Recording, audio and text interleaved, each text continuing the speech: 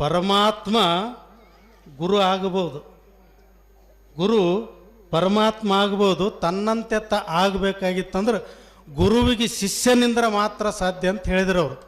ಯಾಕಂದರೆ ಈ ಭೂಮಿ ಮೇಲೆ ಫಸ್ಟಿಗೆ ಅವ್ರು ಎಂಥ ಚಂದ ಹೇಳಿದ್ರಂದರೆ, ಬಸವಾದಿ ಪ್ರಮತ್ತರನ್ನು ಸ್ಮರಣೆ ಮಾಡಿಕೊಂಡು, ಜಗದ್ಗುರು ಪಂಚಾಚಾರನನ್ನು ಸ್ಮರಣೆ ಮಾಡಿಕೊಂಡು, ಅವ್ರ ಕೈಯಾಗ ತಕಡಿ ಹಿಡ್ಕೊಂಡು ಕುಂತಾರೆ, ಸುಮ್ಮನೆ ಮಾತಾಡಕತ್ತಿಲ್ಲ. ಭಾಳ ಮಂದಿ ಒಂದೇ ಕಡೆ ತಕಡಿ ಹಿಡಿತಾರೆ, ಇವ್ರು ಎರಡು ಕಡೆ ತಕಡಿ ಹಿಡ್ಕೊಂಡು ಕೂತಾರೆ, ಎಲ್ಲಿ ಸೋಲಲ್ಲ ಅವರು. ಅಸಾಧ್ಯ ಅದು. ಅವರಿಗೆ ಸೋಲಿಸ್ಬೇಕಾಗಿತ್ತಪ್ಪ ಅಂದ್ರೆ ಮತ್ತೆ ಶಿಶುನಾಳ ಸರಿ ಪುಟ್ಟಿ ಬರ್ಬೇಕಾಗ್ತದೆ, ಗರಗದ ನಾಗಲಿಂಗಪ್ಪ ಬರ್ಬೇಕಾಗ್ತದೆ, ಸಿದ್ಧಾರೂಢರು ಅಂತಾರೆ ಬರ್ಬೇಕಾಗ್ತದೆ. ಮತ್ತು ಅವರು ನಮ್ಗೆ ನೋಡೋಕೆ ಸಾಧ್ಯ ಇಲ್ಲ, ಅವ್ರಿಗೆ ಇವ್ರು ಅನ್ಬೇಕು. ಮಧ್ಯಾಹ್ನ ಮಾತಾಡಿದರು, ಯಪ್ಪ ಆರಾಮಿರನ್ರಿ ಅಂದೆ. ಮತ್ತು ಅವನಿಗೆ ಬೇಕಾಗ್ಯದಪ್ಪ ನನಗೆ ಆರಾಮಿಟ್ಟಾನ ಅಂದರು. ಹಂಗೆ ಬುದ್ಧಿ ಅಂದೆ. ಮತ್ತು ನಾ ಅವ್ರಿಗೆ ಬೇಡ ಆಗಿದ್ನಂದ್ರೆ ನಾಳೆಗೆ ಕರ್ಕೊಂಡು ಹೋಗ್ತಾನ ಅವ್ರಂದ್ರು. ಎಷ್ಟು ಮಾರ್ಮಿಕ ಅಂದರೆ ಅಂಥವ್ರು ಕೂಡ ಮಾತಾಡ್ಬೇಕ್ರಿ. ಪುರಂದರದಾಸರು ಹೇಳ್ತಾರೆ, ಅಜ್ಞಾನಿಗಳ ಕೂಡ ಅಧಿಕ ಸ್ನೇಹಕ್ಕಿಂತ ಸುಜ್ಞಾನಿಗಳ ಕೂಡ ಜಗಳವೇ ಲೇಸು. ಸುಮ್ಮನೆ ಖಾಲಿ ಮಂದಿ ಕೂಡ ಜಗಳ ಆಡೋದಕ್ಕಿಂತ ಇಂಥವ್ರು ಕೂಡ ಜಗಳಾಡ್ರಿ. ಏನಂತ ಜಗಳ ಆಡಂಗಿರಿ ಹೇಳಿ ಇವ್ರು ಕೂಡ, ಏನಂತ ಜಗಳ ಆಡಂಗಿರಿ ಇವ್ರು ಕೂಡ. ಯಪ್ಪ ಒಂದೆರಡು ವಚನ ಹೇಳ್ರಿ ಅಂತ ಜಗಳ ಆಡ್ಬೇಕು. ಅವ್ರು ಕೂಡ ಏನು ರೊಕ್ಕಕ್ಕೆ ಹೊಲಕ್ಕೆ ಏನಾರು ಕುಸ್ತಿ ಇಡಂಗಿವಿ, ಅಸಾಧ್ಯ. ಈ ಭೂಲೋಕಕ್ಕೆ ನಮ್ಮ ಕರಿಯಪ್ಪ ತಾತ ಎಂಥ ಕಳ್ಳಿನ ಮನುಷ್ಯ ಅಂದರೆ, ಈ ಹುಡುಗ ಕೂತಾನಲ್ಲ ಇವನಟ್ನ ನಮ್ಮ ಮಠದಾಗ ಕೂಡ್ತಿದ್ದೆ. ಕರಿಯಪ್ಪ ಮುತ್ತೆ ಬಂದು ಎಲ್ಲಿ ಕೂಡ್ತಿದ್ನಂದರೆ ನಮ್ಮ ಪುರಾಣ ಪಡಸಲಿ ಅದಲ್ಲ ಅಲ್ಲಿ ಬಂದು ಕುಂತು ಬಿಡವ. ಈ ಅಪ್ಪ ಆರಾಮಿದೇನೋ, ಎರಡೇ ಮಾತು ಅವನು, ಮತ್ತೇನು ಹುಚ್ಚು ಮಾತಾಡ್ತಿದ್ಲ. 2 ರೊಟ್ಟಿ ಸಜ್ಜಕ ಪುಂಡಿ ಪಲ್ಯ ಊಟ ಮಾಡಿ ನೀರು ಕುಡಿದು ನಮ್ಮಪ್ಪ ಶರಣಪ್ಪ ಎಷ್ಟು ಬೇಡಿದವ್ರಿಗೆ ಬೇಡಿದು ಬಂದು ಇಂಥ ಸಂಸ್ಥಾನ ಕಟ್ಟಿ ನಮ್ಮೆಲ್ಲರಿಗೂ ಪುಣ್ಯ ಮಾಡಿದಂಥ ಸ್ಥಳದೊಳಗೆ ನಿಮ್ಮೆಲ್ಲ ನೋಡ್ತಿದ್ವಲ್ಲ, ಅದೇ ಒಂದು ನಮ್ಮ ಸೌಭಾಗ್ಯ ಅಂತ ಹೇಳ್ತಿದ್ರು. ಅವರು ಎಂಥ ಪವಾಡ ಪುರುಷರಂದರೆ ಕಂಬಳಿ ಹೊಗದು ಮಳೆ ತರಿಸಿದ್ರು ಅವರು. ಸಣ್ಣ ಮಾತಲ್ಲ.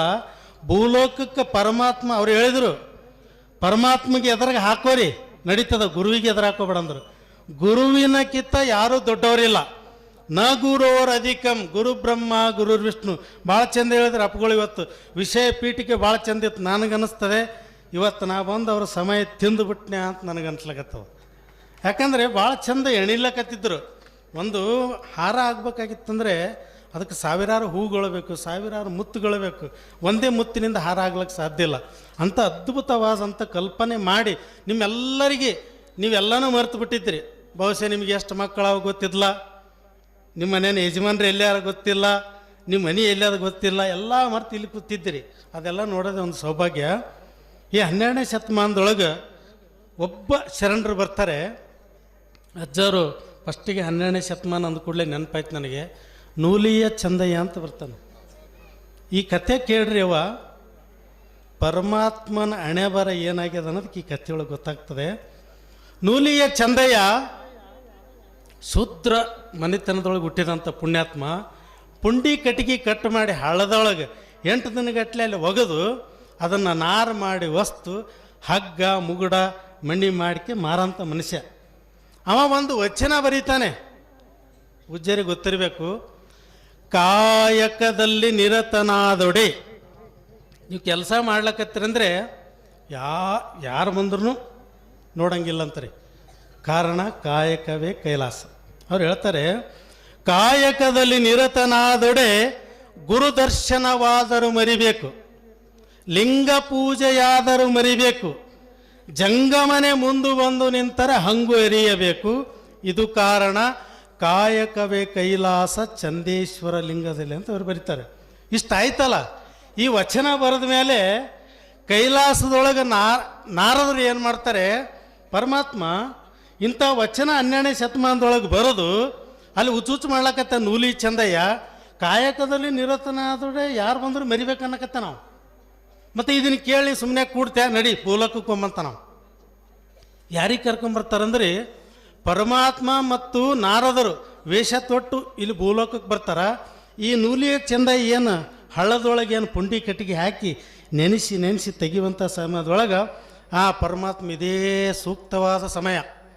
ಅವ ಏನು ಕೊಳ್ಳಾಗ ಲಿಂಗ ಕಟ್ಕೊಳಲ್ಲ, ಹೆಂಗಾರ ಮಾಡಿ ನೀರಾಗ ಬೀಳ್ಸಂತಾನೆ. ಪರಮಾತ್ಮ ವೇಷಧಾರಿಯಾಗಿ ಬಂದು ಹಿಂಗೆ ಬಗ್ಗಿ ಪುಂಡಿ ಕಟ್ಟಿ ತೆಗಿಯುವಂಥ ಸಮಯದೊಳಗೆ ಲಿಂಗ ಜಾರಿ ಹಳದಾಗಿ ಬಿತ್ತರೆ. ಬಿದ್ದ ಮೇಲೆ ಇವ ಪುಂಡಿ ಕಟ್ಟಿಗೆ ತೊಗೊಂಡು ನೂಲಿ ಚಂದಾಗಿ ಹಗಲ ಮ್ಯಾಗ ಹಾಕೊಂಡು ಹೊಂಟ ಕೂಡಲೇ ಒಳಗೆ ನೀರಾಗ ಲಿಂಗ ಅಲ್ಲೇ ಬಿತ್ತಲ್ಲ, ನೋಡ್ಯಾನ ಲಿಂಗ, ನೋಡ್ಯಾನ ಇವು ಹೊಂಟನ ಅಂದ ಕೂಡಲೇ ಪರಮಾತ್ಮಗೆ ಎದಿ ಬಡಿತು. ಅರೆ ನಾ ಬಿದ್ದೀನಿ, ನನಗೆ ಬಿಟ್ಟು ಹೊಂಟನಲ್ಲಿ ಇವ ಅಂದ. ಅವನಿಗೆ ಪರಮಾತ್ಮಗೆ ಸಿಟ್ಟು ಬಂದು ಏನಾಗ್ಬಿಟ್ಟ, ಲಿಂಗ ರೂಪವಾಗಿ ಮನುಷ್ಯ ರೂಪ ತಾಳೆದ. ಚಂದಯ್ಯ ಯಾಕೋ ನನಗೆ ಬಿಟ್ಟು ಹೊಂಟಿಲ್ಲ, ನೀನು ಕೊಳ್ಳಾಗಿದ್ದೆ, ನನಗೆ ಯಾಕೆ ಬಿಟ್ಟು ಹೊಂಟೆ ಅಂದ. ಇಲ್ಲ ನಾನು ನಿನಗೇನು ಬೂಳಂತ ಹೇಳಿದ್ನೆ, ನಾನು ನಿನಗೆ ಬೂಳಂತ ಹೇಳಿದ್ನೆ.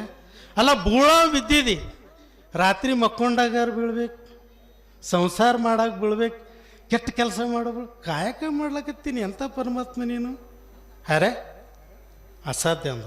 ನೂಲೇ ಚಂದ ರೀ, ಸಾಮಾನ್ಯ ಶರಣ ನೀವೇನು ಕುಂತಿರಲ್ಲೇವಾ, ಹಿಂಗೆ 12ನೇ ಶತಮಾನದೊಳಗೆ ಇವ್ರೇನು ಕುಂತಾರಲ್ಲ ಮದಗೊಂಡು ಮಹಾರಾಜರು, ಹಿಂಗೆ ಅನುಭವ ಮಂಟಪದೊಳಗೆ ಯಾರು ಕುಂತಿದ್ರಂದರೆ ಅಧ್ಯಕ್ಷರಾಗಿ ಶೂನ್ಯ ಸಿಂಹಾಸನಾಧೀಶ್ವರ ಅಲ್ಲಮ ಪ್ರಭುಗಳು ಕುಂತಿದ್ರು. ಅವರು ಸೇಮ್ ಹಿಂಗೆ ಇದ್ರು, ಇವರು ಹೊರತೆ ಇದ್ದಿಲ್ಲ, ಹಿಂಗೆ ಇದ್ರು ಅವರು.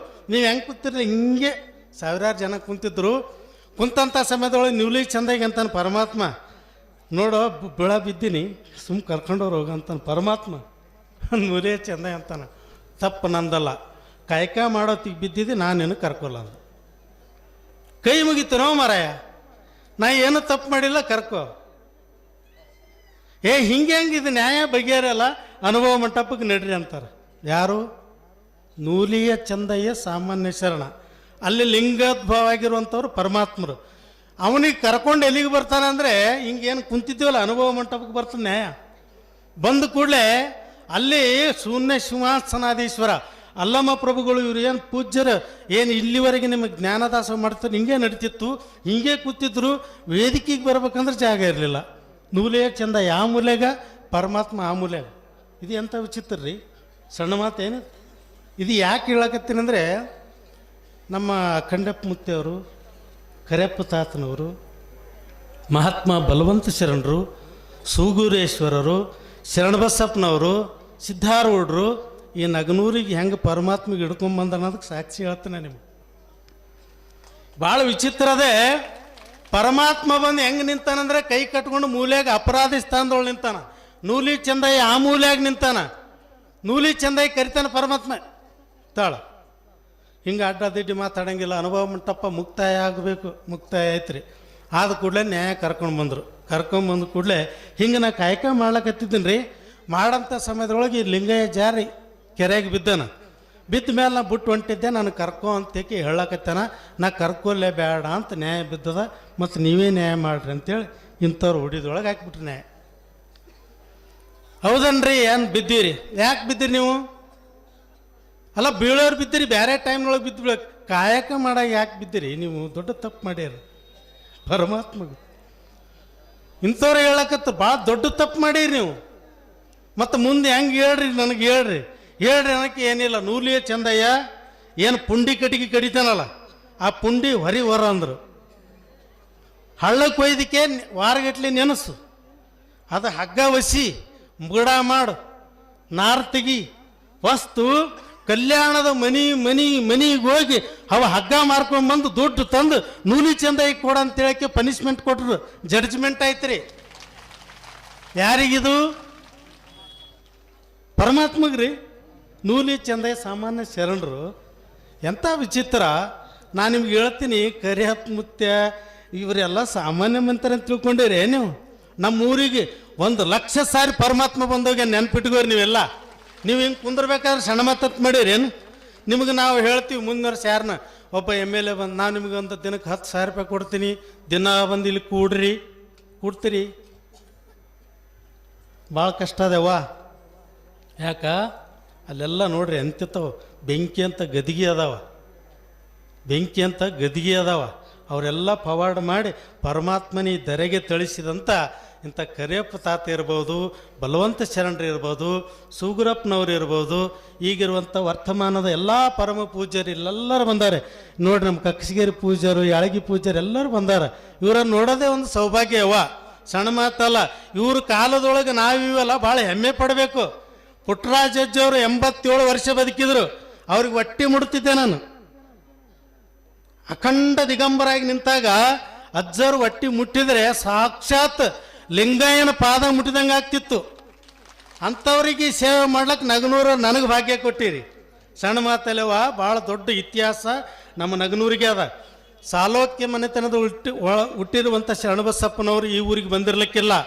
ಅದರ ತರುವಾಯ ಮಹಾತ್ಮ ಬಲವಂತ ಶರಣರಿಗೆ ಇಲ್ಲಿ ಕಳಿಸಿ ಅದ್ಭುತವಾದಂಥ ದಾಸೋಹ ಕೇಂದ್ರವನ್ನಾಗಿ ಮಾಡಿ ಪ್ರತಿ ವರ್ಷ ಸಾಮೂಹಿಕ ಲಗ್ನ ಮಾಡಿ ಅಲ್ಲಿನ ದಾಸೋಹ ಮಾಡಿ ಪ್ರತಿನಿತ್ಯನೂ ಅಲ್ಲಿ ಪುರಾಣ ಪ್ರವಚನ ನಡೆಸಿ ಇಲ್ಲಿ ಏನು ಮಾಡ್ಲಕತ್ತೀರಿ. ನಿನ್ನೆ ಒಂದು ಕೇಳಿದೆ, ಹೆಂಗೆ ರೀ ಕಂಡಪ್ಪಂತೆ ಹೆಂಗೆ ನಡೆಸಿರಿ, ಏನಿದು ವಿಚಿತ್ರ ಅಂದೆ. ಯಪ್ಪ ನನಗೇನು ಗೊತ್ತಿಲ್ಲ, ನನಗೇನು ಕೇಳೋಣ, ನನಗೇನು ಗೊತ್ತಿಲ್ಲ. ಮತ್ತು ಹೆಂಗೆ ಇದು ದಿನ ಕಂಡಾಪಟ್ಟಿ ಖರ್ಚು ನೋಡೋದಂತ ನನಗೆ ಫೋನ್ ಮೇಲೆ ಫೋನ್ ಹೊಂಟಾವ.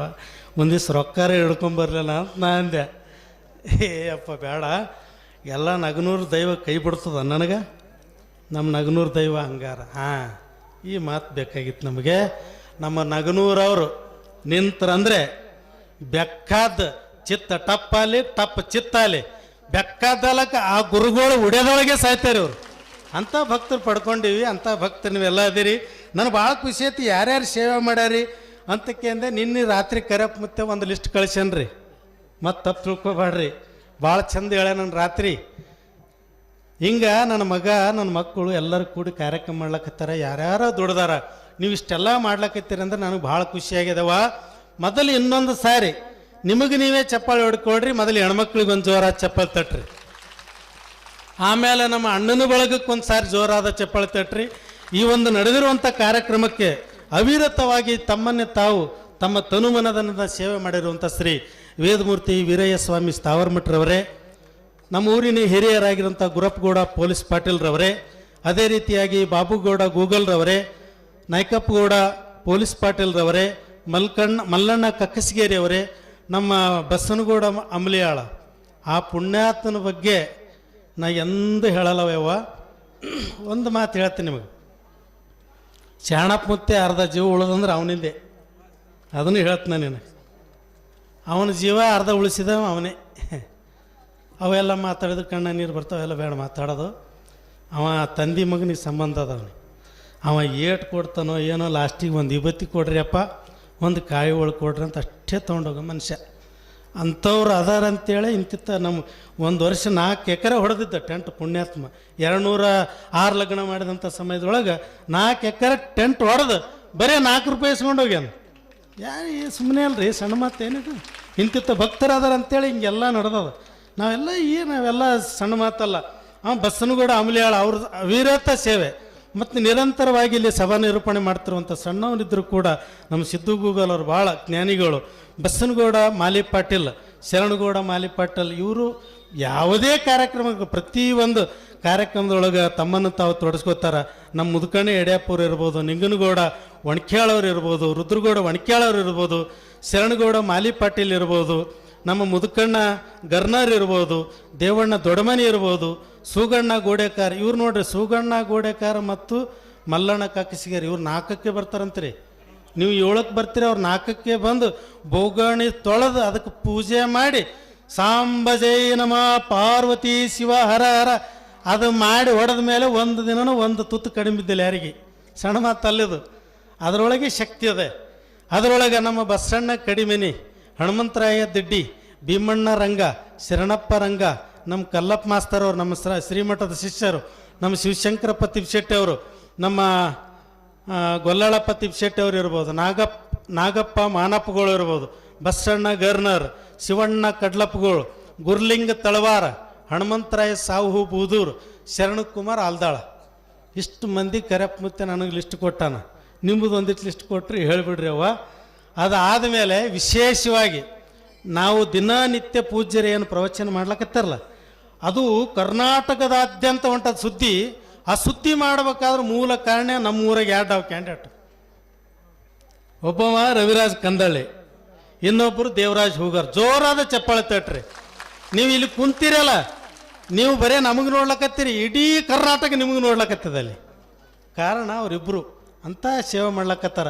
ಅದ್ರ ಜೊತೆಗೆ ಯಾರೋ ರೊಟ್ಟಿ ಮಾಡಿರಿ, ಕಾಣಿಕ ಕೊಟ್ಟಿರಿ, ತಾಯಿದ ನೀವೆಲ್ಲ ಬಂದು ಜ್ಞಾನದಾಸೋಹದ ಈ ನುಡಿಗಳನ್ನು ಕೇಳಿರಿ, ಯಾರ್ಯಾರೋ ಏನೇನೋ ಸೇವೆ ಮಾಡಿರಿ, ಯಾರ್ಯಾರಿಗೋ ಮಹಾತ್ಮರಿಗೆ ಕರ್ಕೊಂಬರ್ಲಿಕ್ಕೆ ಸೈಕಲ್ ಮೋಟ್ರ್ ತೊಗೊಂಡೋಗಿರಿ, ರೊಟ್ಟಿ ತಂದು ಕೊಟ್ಟಿರಿ, ಅನ್ನ ತಂದು ಕೊಟ್ಟಿರಿ, ಏನೇನೋ ಒಟ್ಟು ಸಿದ್ಧಾರೂಢರಿಗೆ ಒಬ್ಬಾಕಿ ತಾಯಿ ಸೆರಗಿನೊಳಗೆ ₹1 ಕಟ್ಕೊಂಡಿದ್ಲಂತ, ₹1 ಯಾರ್ಯಾರೋ ಲಕ್ಷಗಟ್ಲೆ ತಂದು ಹೋಗ್ಯಾರಂತ ಹಿಂಗೆ ಜಾಡ್ಸಾರಂತ, ಲಕ್ಷ ಹಿಂಗೆ ದಬ್ಬರ ಅಂತ. ₹1 ಮುದುಕಿ ತಂದು ಕೊಟ್ಟದ್ದು ಯಪ್ಪ ಅಂತಂದ್ಲಂತ. ₹1 ಕೊಟ್ಲ. ಯವ್ವ ಅಂದಂತ ಮುತ್ತೆ, ಯಪ್ಪ ನನ್ನ ಬಲ್ಲಿ ಈಟೆ ಅದ, ಬಾ ಶಿಷ್ಯ ಕರೆದಂತ. ಅಲ್ಲಿ ಮಾರ್ಕೆಟ್ನಾಗ ಹೋಗಿ ₹1 ಕರಿಬೇವು ತೊಗೊಂಬಂದ್ರ. ₹1 ಕರಿಬೇವು ತಂದು ಆ ಸೂಡು ಹರಿದು ಕುದೆ ಸಾರಿನಾಗ ಹಾಕಿ, ಮುದುಕಿ ಇಡೀ ಜಗತ್ತೇ ಉಣಿತು ನೋಡಿ ನಿಂದು ಊಟ ಅಂತೇಳಿ. ಲಕ್ಷ ಕೊಟ್ಟವ್ರದ್ದು ಏನೂ ಮಾತಾಡಲಿಲ್ಲ, ₹1 ಕೊಟ್ಟರು ಸಾರಿನಾಗ ಹಾಕಿ ಊಟ ಮಾಡಿಸಿದ್ರು. ಇದೇ ಪವಾಡ, ಮತ್ತೇನಿಲ್ಲ. ಅದಕ್ಕೆ ಕರಿಯಪ್ಪ ತಾತನ ಜಾಗದೊಳಗೆ ಬಂದಿರಿ. ನಮ್ಮ ಕಂಡಪ್ಪ ತಾತವ್ರು ಇರ್ಬೋದು, ನಮ್ಮ ದೊಡ್ಡಪ್ಪ ಮುತ್ತೆಯವರು ಇರ್ಬೋದು, ಇನ್ನುಳಿದಂಥ ಪರಮ ಪೂಜ್ಯರು, ನಮ್ಮ ಮದಗಂಡ ಮುಜ್ಜರು, ಇವರೆಲ್ಲರೂ ಕೂಡಿ ಇಂಥ ಒಂದು ಕಾರ್ಯಕ್ರಮ ಎಣದಾರೆ. ಅದರ ಜೊತೆಗೆ ನಮ್ಮ ಊರ ದೈವ ಕೈ ಸೇರಿಸದ. ಎಲ್ಲರೂ ಸೇವೆ ಮಾಡಿರಿ. ತಮ್ಮೆಲ್ಲರಿಗೂ ಕೂಡ ಮಹಾತ್ಮ ಶರಣಬಸವೇಶ್ವರ, ಸೂಗುರೇಶ್ವರ, ಕರೆಯಪ್ಪ ತಾತ ನಿಮ್ಮ ಮನೆಗೆ ಐಶ್ವರ್ಯ, ಆಸ್ತಿ, ಸಂಪತ್ತು, ಭೋಗ ಭಾಗ್ಯ ಎಲ್ಲ ಕೊಟ್ಟು ಅದೆಲ್ಲದರ ನಡುವೆ ಸಮಾಧಾನ ಕೊಟ್ಟು ಕಾಪಾಡಲಿ ಅಂತೇಳಿ ಅನ್ನುವಂಥ ಮಾತನ್ನು ಹೇಳಿ, ಇನ್ನು ನನಗೆ 2-3 ದಿನದಿಂದನೇ ಬರ್ರಿ ಬರ್ರಿ ಬರ್ರಿ ಅನ್ನಕತ್ತಿದ್ರು. ಅದಕ್ಕೆ ಕ್ಷಮೆ ಇರಲಿ, ನನಗೊಂದು ಸ್ವಲ್ಪ ಸಮಯದ ಒತ್ತಡ ಇತ್ತು. ಆ ಒಂದು ಕಾರಣಕ್ಕಾಗಿ ಇವತ್ತು ನನ್ನ ಕೆಲಸ ಮುಗಿಸ್ಕೊಂಡು, ಇವತ್ತು ಶನಿವಾರ ಇರೋದರಿಂದ ಸಾಕ್ಷಾತ್ ಆಂಜನೇಯ ಸ್ವಾಮಿಯ ಒಂದು ವಾರ ಇರೋದ್ರಿಂದ ಇವತ್ತಿಗೆ ನನಗೆ ಸೇವೆ ಕೊಟ್ಟಿದ್ದಕ್ಕಾಗಿ ಈ ಒಂದು ವೇದಿಕೆ ಮೇಲೆ ನನಗೆ 1-2 ಮಾತಾಡೋಕ್ಕೆ ಅವಕಾಶ ಕೊಟ್ಟಿರಿ. ಸಮಸ್ತ ದೈವಕ್ಕೂ ಶರಣಾರ್ಥಿಗಳನ್ನು ಸಲ್ಲಿಸಿ ನಾನು 2 ಮಾತು